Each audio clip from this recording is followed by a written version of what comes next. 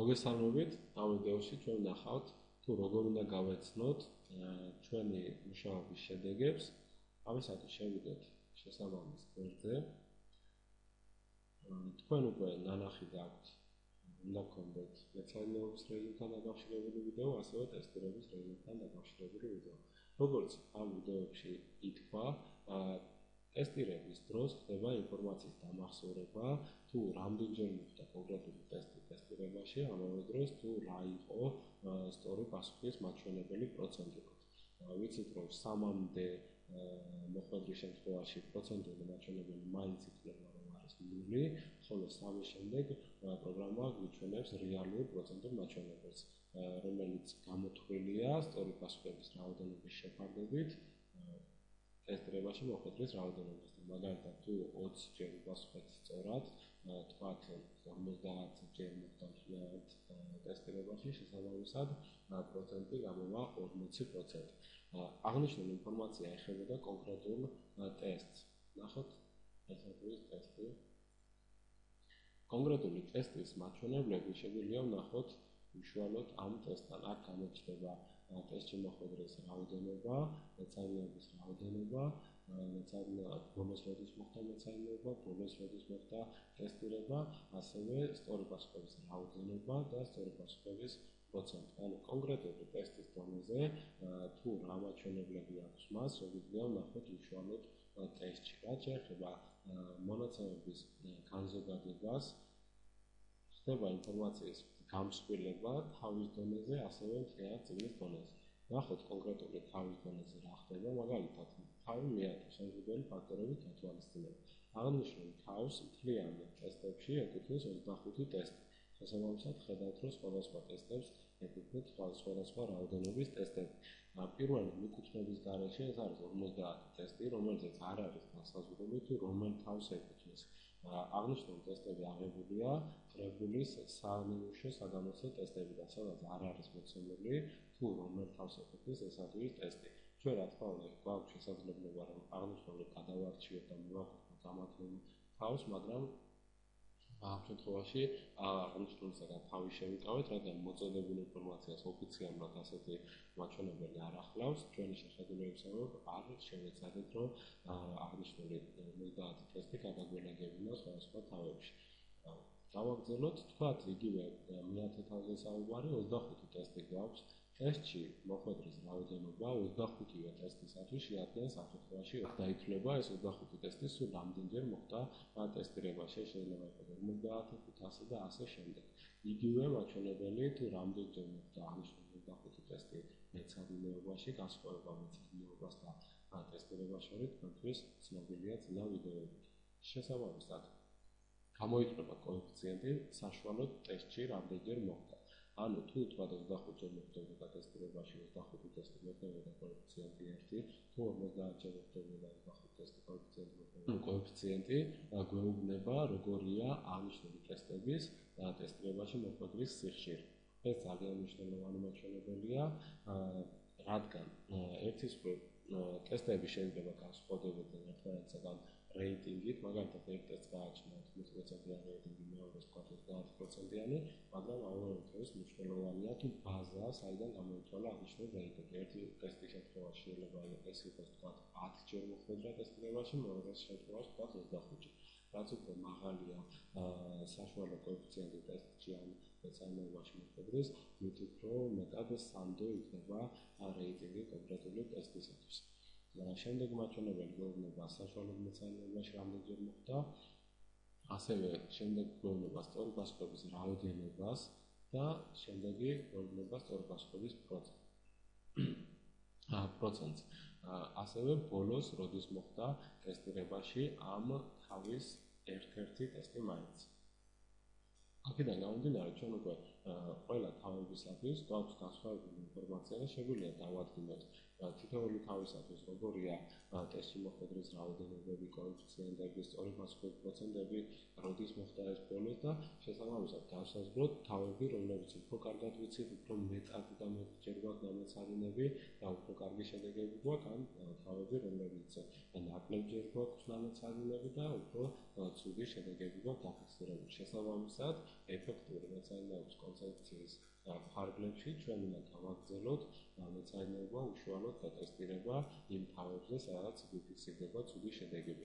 ცუდი შედეგები შეიძლება იმასაც ნიშნავდეს, რომ ჩვენი ტესტ თავი, მისი თეორიული მასალაც კარგად არ გაგვიგია, კარგად არ ვიცით, შესაბამისად პროგრამა გვაძლევს საშუალებას დავინახოთ სად გვიჭირს და შესაბამისად მიზნობრივად როგორც თეორია, ასევე პრაქტიკული მეცადინეობები გავაძლიეროთ აღნიშნული თავისათვის. აღნიშნული ინფორმაცია კიდევ უფრო მეტად გამსხვილდება კონკრეტულად წიგნის დონეზე და უკვე წიგნის ფარგლებში შეგვიძლია დავინახოთ მთლიანად წიგნის თქვა 405 ტესტი. რამდენჯერ მოხდა ტესტირებაში, შესაბამისად გამოიწვია კოეფიციენტი, რამდენჯერ მოხდა მეცადინეობაში გამოიწვია ასევე კოეფიციენტი, რამდენი არის სწორი პასუხების რაოდენობა, რამდენია სწორი პასუხების პროცენტი. სარეიტინგო კურსს მოგვიანებით მოვუხდეთ.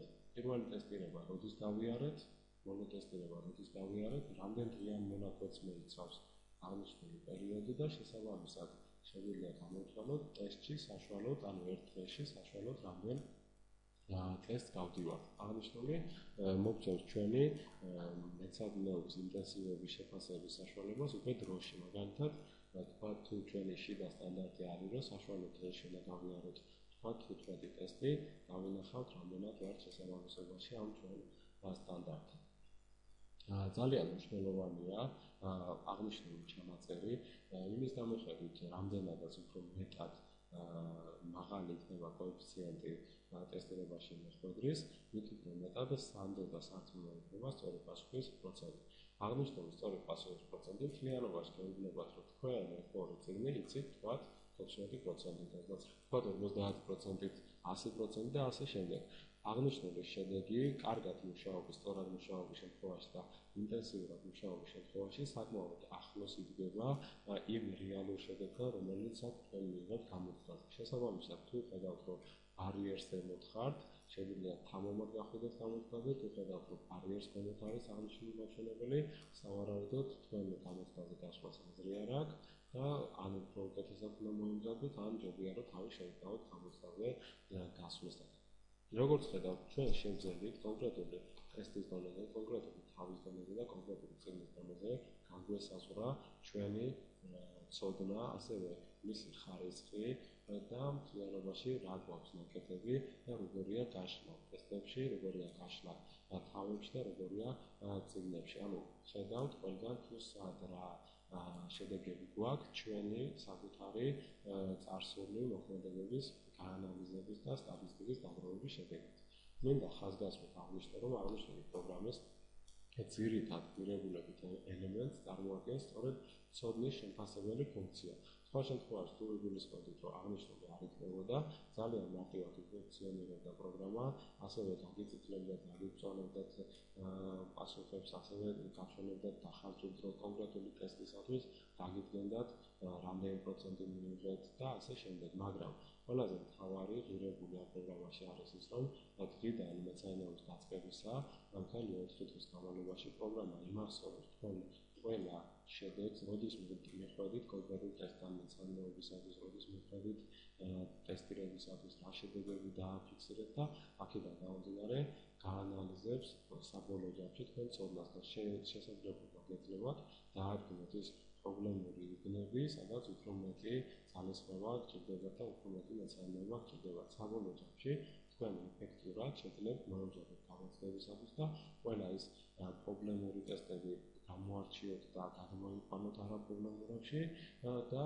ყველა ის ტესტი, რომელიც პირიქით კარგი შედეგები გაქვთ და იოლი არის, თქვენთვის მათი აღარ გაცდეთ და არ დაკარგოთ ის ძვირფასი დრო, რომელიც გამოცდების წინა პერიოდში ყოველთვის ასეთი დეფიციტური ხდება.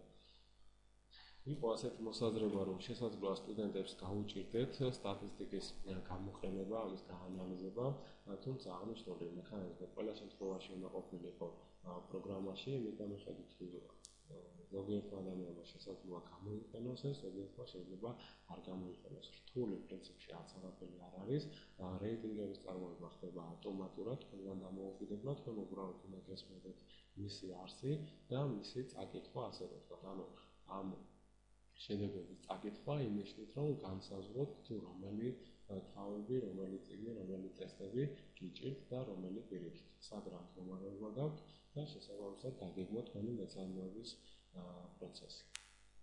იმედია ეს ძირითადი ღირებულებითი ნაწილი საიტის არ დარჩება გამოუყენებელი და თქვენ სწორად შეძლებთ დააზრებას ყველა იმ მექანიზმის, რომელიც ჩადებულია პროგრამაში. მადლობთ ყურადღებისათვის, გისურვებთ წარმატებებს.